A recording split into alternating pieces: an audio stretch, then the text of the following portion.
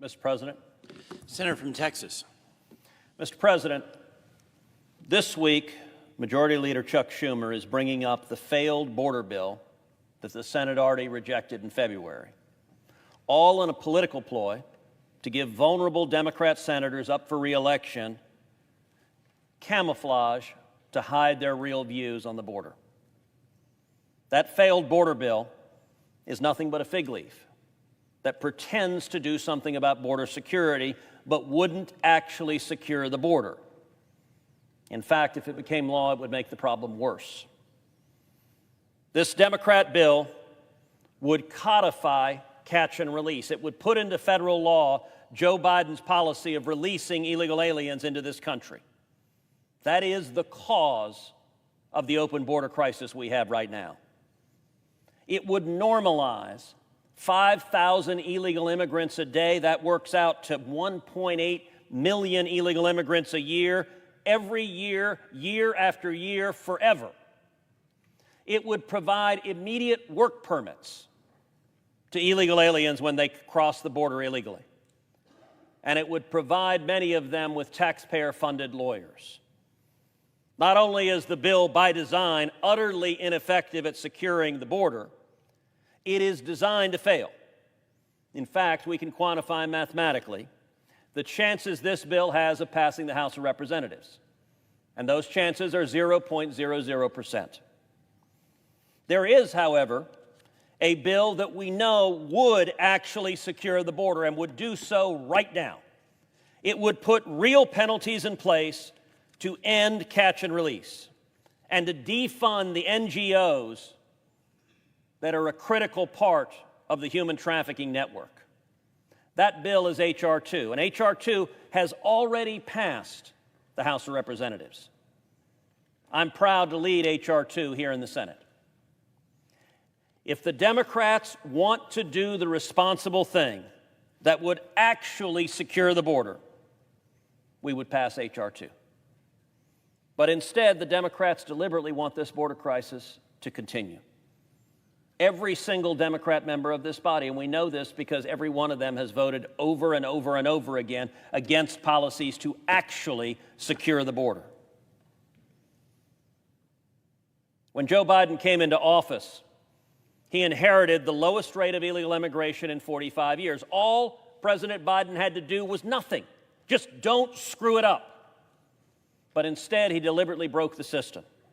He made 3 decisions his first week of office that caused this crisis. Number 1, he immediately halted construction of the border wall. Number 2, he reinstated the disastrous policy of catch and release, the policy the Democrats now want to put into federal law. And number 3, he pulled out of the incredibly successful Remain in Mexico agreement. The Remain in Mexico agreement is what had produced the lowest rate of illegal immigration in 45 years. And what happened? We went from incredible success at securing the border to immediately the worst illegal immigration in our nation's history. Over 11 million illegal immigrants have come into this country under Joe Biden and the Democrats. It is an invasion. It is larger than the population of more than half of our states. Now, why on earth would the Democrats turn a blind eye to the people who are suffering and dying? Why would they turn a blind eye to the body bags, to the 853 migrants who died last year crossing illegally? Why would they turn a blind eye to the children being brutalized by human traffickers? Why would they turn a blind eye to the women being sexually assaulted by human traffickers? Why would they turn a blind eye to the more than 100,000 Americans who died last year of drug overdoses? Why would the Democrats turn a blind eye to the families, to the children being murdered by illegal immigrants that Joe Biden is releasing? The answer, sadly, is that they see every one of these 11 million illegal immigrants as future Democrat voters. And it's a cynical decision that in order to stay into power, it's fine for people to suffer and die. In just a moment, I'm going to propound a unanimous consent request to take up and pass H.R. 2. When I do so, we'll have a moment of decision. All the Democrats have to do for this to pass is nothing. Just like Joe Biden, all Joe Biden had to do at the beginning of his presidency to not break the border was nothing. Just keep in place the policies that were working. When I asked for unanimous consent to pass this bill, if the Democrats do nothing, it will pass the Senate and go immediately to President Biden's desk, and he could sign it into law. But I'm going to predict right now we're going to hear two magic words from the Democrats. We're going to hear the words, "I object." Because they object to securing the border. They object to stopping this invasion. They object to standing up to the cartels. They object to protecting the American people. But before I do that, I want to yield to my colleague from Kansas, Senator Marshall. Mr. President. Senator from Kansas. Thank you, Mr. President. And I want to thank the Senator from Texas for leading the charge up here to secure our border. Since day one, Joe Biden's allowed the cartels to have operational control of our nation's border, exploiting every weakness and pushing deadly fentanyl into our communities, killing over 300 Americans every day. I rise today to join my colleague in calling for unanimous consent for H.R. 2, the Secure Our Borders Act, which the House passed over a year ago, has set languaging here on this side of the Capitol, waiting for a hearing, waiting for a vote. Now, time after time, the President and his administration have shown us that our national security is an afterthought. We're facing unprecedented times. Under this President's watch, over 11 million illegal aliens are here now on U.S. soil. And instead of taking any real measures to address the crisis, he's doubling down. With just 6 months until the election now, the left wants you to believe they have suddenly stumbled upon a solution to the border crisis they created. In the news this week, we'll see the Democrats' bait-and-switch tactics, and I want to remind the American people to watch what the majority leader and this administration do, not what they say. They have no serious solution. They know it, and that's why it's painfully obvious that the stunts being pulled here this week are politically motivated. Americans across the heartland are feeling unsafe due to Joe Biden's worsening border crisis. Even a state like Kansas is now a border state. Fentanyl is flooding into our communities across the state, claiming a life most every day, and now is the leading cause of death among young adults in America. Joe Biden's border crisis has resulted in over 300 known terrorists being apprehended in the past year for attempting to cross the southern border. Additionally, over 35,000 Chinese nationals and thousands of individuals from countries like Afghanistan, Iran, Iraq, and Syria have crossed through our southern border. We're in a sad state of affairs when our foreign adversaries are paying closer attention to our vulnerabilities at our borders than the President of the United States. Even our own FBI is sounding the alarm, now warning that because of this invasion, we're on high alert for terrorist attack in the coming months. I stand today with a clear message for this chamber. It is time to do what is right for the American people, not politically motivated messaging stunts that aren't serious or sincere to the people who have been victims of the Biden administration's lawlessness. Mr. President, we have a solution to secure our borders, a proposal that could go to the President's desk today. Let's pass the Secure Our Borders Act, H.R. 2. This legislation tightens asylum standards, it builds a wall, it increases Border Patrol agents, and it ends catch and release. It passed out of the House over a year ago, but the majority leader refuses us to take a vote in the Senate. If Senate Democrats were truly serious about securing our borders, enforcing the rule of law, and protecting our nation's sovereignty, they would stop wasting time and take up H.R. 2 today. Without secure borders, we cannot ensure our nation's safety. This national security crisis is unprecedented, and we have thoughtful, real solutions to address it immediately. Americans deserve to feel safe in their own homes. This half-baked so-called border bill is an insult to Laken Riley and her family and every other American citizen who's been victimized by crimes committed by someone who should not be in this country.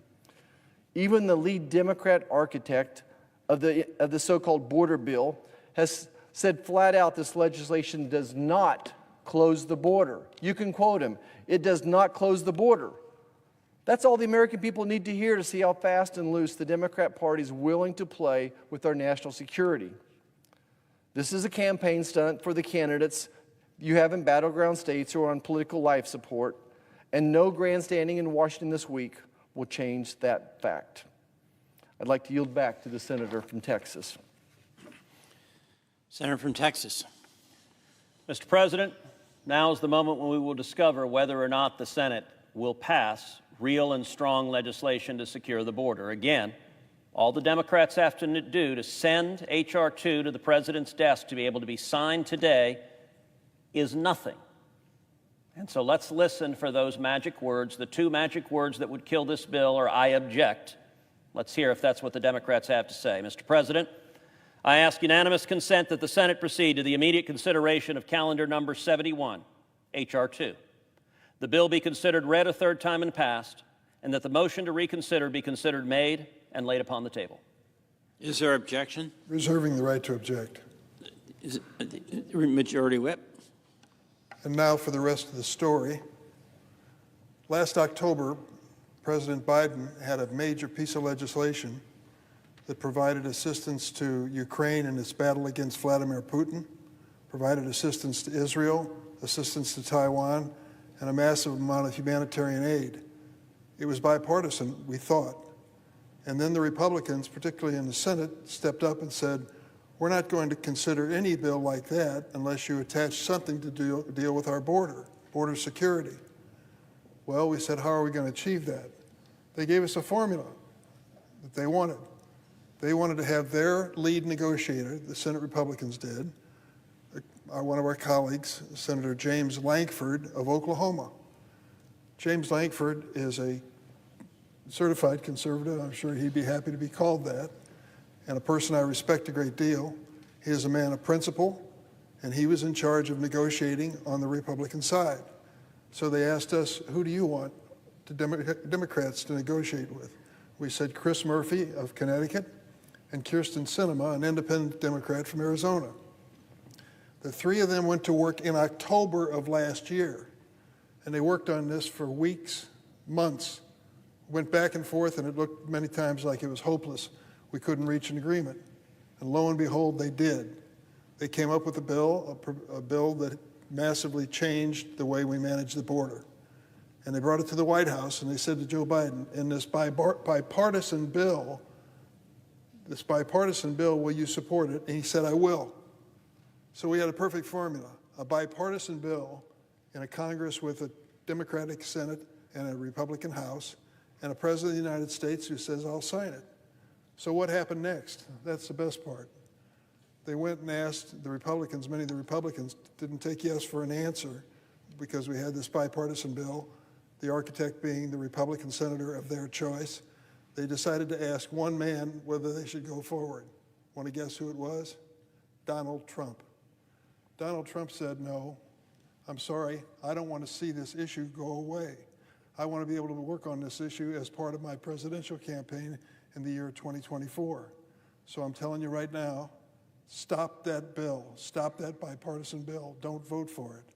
And he said, and if you want to know, you can blame me. Go ahead and blame me for stopping that bill. That's what he said, that's a quote, it's on the record, I saw him say it. And in fact, most of the Republicans, except for a handful on the other side of the aisle, then decided that the Lankford bipartisan bill was no longer acceptable because Trump said it was unacceptable. And that's what happened. And so that bill died and didn't go forward. And unfortunately, we know the reality, as I mentioned earlier, any immigration bill that has a ghost of a chance needs to be bipartisan. This bill would prohibit funding for processing individuals who arrive at our border between ports of entry. Think about that. The bill would prohibit funding for processing individuals who arrive at our border between ports of entry. This would prevent Border Patrol agents from executing their duties and essentially create an open border in between ports of entry. This bill would also dramatically limit the use of parole programs that the Biden administration and prior administrations, Republicans and Democrats, have relied on for emergencies. I'm proud to represent the city of Chicago. There's a section of that city called Ukrainian Village. It's near North. I've been there many times, been to their churches, been to their schools, been to their bakeries, as you can tell. I really like that section of Chicago, and a lot of Ukrainian Americans live there. When we decided to help the refugees from the Ukrainian war under President Biden and others, We said that we would give them an opportunity to come to the safety of the United States while the war was pending. In the city of Chicago, we estimate that 36,000 Ukrainians came to Chicago. We basically said to them, if you can find a family to sponsor you, we'll give you a work permit, and you can stay here while the conflict continues in your country. They were absorbed into the Chicago and Illinois and Midwest economy without a ripple. They're hardworking people, good people. They were accepted in the churches and the schools, and our kids went to school there, and they really contributed to the Chicago scene. They've done a great job. Well, the authority of a president like Biden to make that decision for Ukrainian refugees is removed by this bill. This authority has been relied on by the executive branch for decades in emergency situations. The evacuation of hundreds of thousands of Vietnamese allies in the 1970s and the evacuation of thousands of Iraqi Kurds in the 1990s would be eliminated by this bill. This partisan legislation, it only received Republican votes, not a single Democratic vote. This partisan legislation also includes many provisions that are completely unrelated to border security. For example, listen to this one. How about this? Want to put this in a comprehensive border bill? It would prohibit funds from being used by the Department of Homeland Security to purchase electric vehicles for the agency's law enforcement agencies. What in the heck is that all about? This bill would also impose mandatory electronic employment verification, known as E-Verify, on every sector of the American economy. I left a meeting in my office with a person representing farm workers in the state of North Carolina.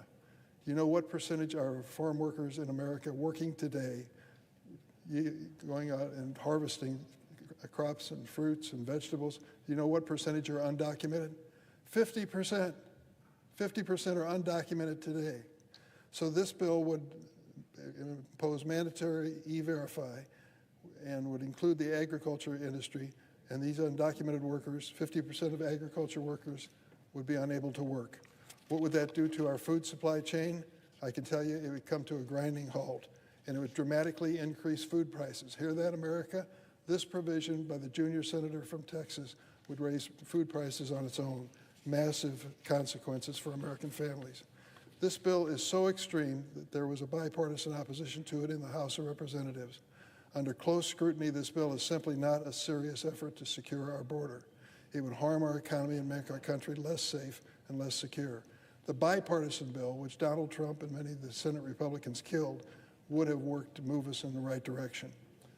We really had an opportunity to vote on this legislation. It would have actually helped us on the border. Though I had some concerns about it, I thought it was a genuine bipartisan effort I could support. I was disappointed, but hardly surprised, that the vast majority of my Republican colleagues, including the junior senator from Texas, who is making this motion today, voted against it.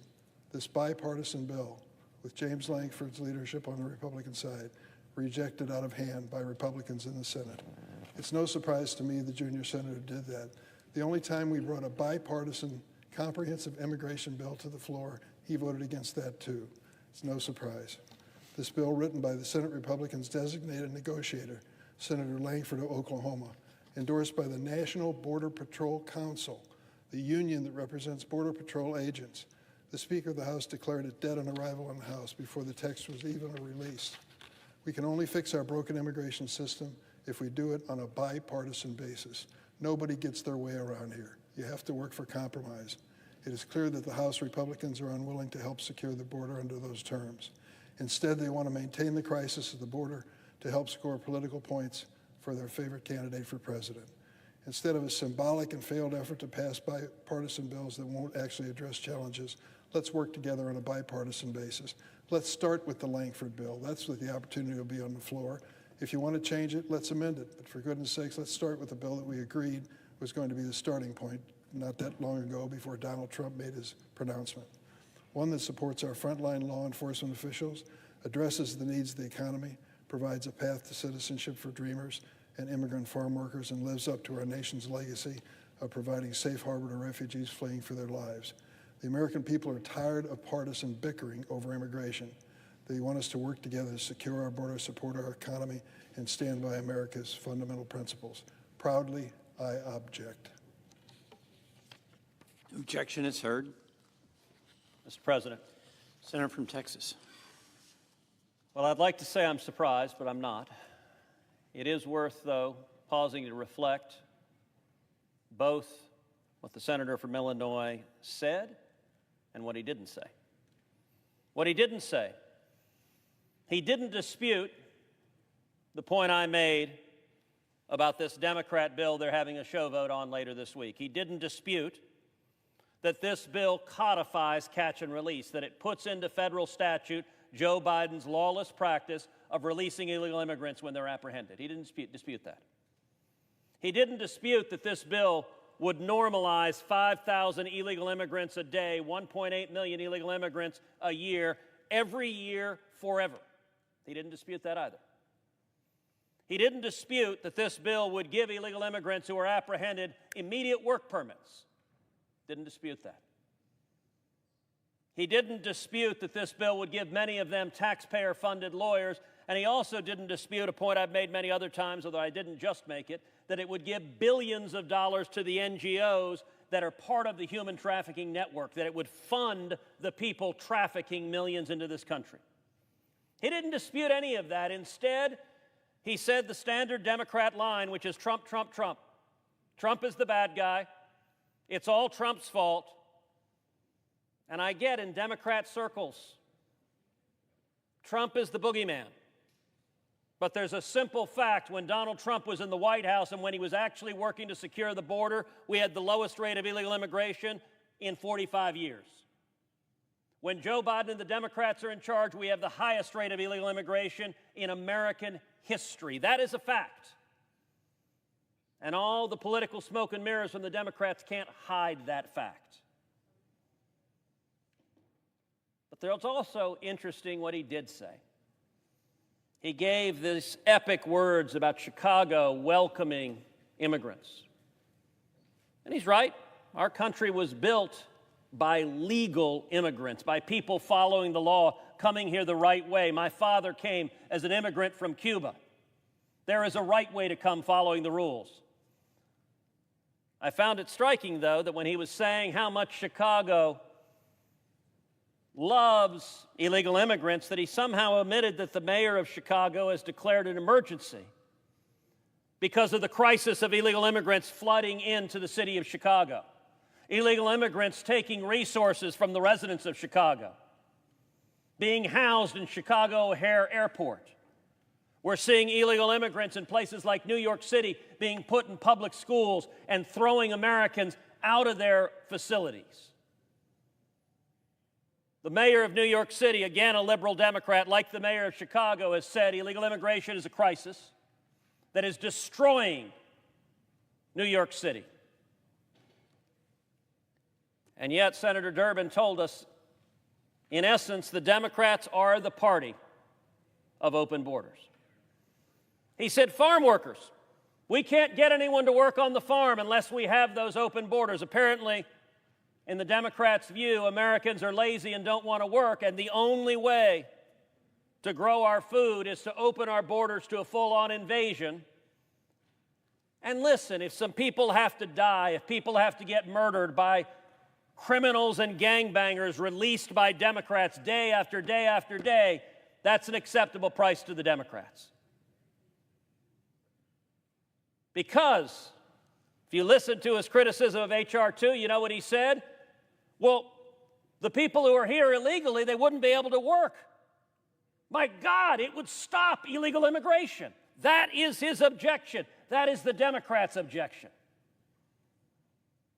They object to this bill because it would do what they say they want to do. And the truth is they don't want to do that. Joe Biden could secure the border today. He broke the border by unilateral action. Nothing prevents him from reversing those three decisions, from ending catch and release today. He won't do it. He doesn't want to do it. And every Democrat in this chamber supports those open border policies. I'm going to close by observing the very real victims of the Democrats' open border policies. There are some Democrat policies that are victimless. This is not one of them. We've heard a lot about Laken Riley, but it's worth reflecting on what exactly happened with her. Because the murderer that murdered her came from Venezuela illegally. And we caught him. We had him. He was apprehended in El Paso, Texas. All Joe Biden had to do was follow the law. If he'd followed the law, what would he have done with an illegal immigrant from Venezuela? He would have put him on a plane and flown him back. But he didn't do that because Joe Biden and the Democrats have decided they want open borders. Instead, they released this illegal immigrant. They let him go. Now, what did he do? He went to New York City, and we caught him again. He committed another crime. This time, he endangered the safety of a child. And New York City caught him. They arrested him. And what did New York have to do? All they had to do was follow the law and put him in jail. And you know what? If they'd done that, Laken Riley'd still be alive. By the way, if Joe Biden and the Democrats had followed the law, Laken Riley'd still be alive. But New York City is a sanctuary city, so they let him go again. And the murderer came down to Georgia. And Laken Riley, a beautiful 22-year-old woman, a nursing student, she went out jogging for what she thought was going to be a beautiful day. And this murderer, this illegal immigrant that Democrats had released over and over and over again, picked up a brick and beat her to death. Mr. President, that's happening every week. Another name you don't hear Democrats say is Jeremy Caceres. Jeremy Caceres is a beautiful 2-year-old boy. Was murdered in Prince George's County, Maryland, just a few miles from where we are right now, by another illegal immigrant that Joe Biden and the Democrats released. And I want to finally point, Mr. President, to a 15-year-old girl in your home state, in Boston, Massachusetts. Not only is the Biden administration allowing a completely open border and releasing illegal immigrants that are apprehended, but they are flying hundreds of thousands of illegal immigrants directly from their home countries into America. In this case, the Biden administration flew an illegal immigrant from Haiti to Boston, Massachusetts. He didn't try to cross illegally. The Biden administration said, come on, get on an airplane, we'll bring you to Boston. And you know what he did in Boston? He's been arrested now for violently raping a 15-year-old girl with severe mental disabilities. This is sick, this is grotesque, and this is happening day after day after day. And we have a bill right now we could pass that would stop it. And the Democrats' answer is, I object. And another American is going to be killed next week, and the week after, and the week after, and the Democrats, all in the name of power, are perfectly fine with it. The good news is an election is coming. And in January 2025, with a new administration, we will solve this problem. We will secure the border. We will stop this invasion.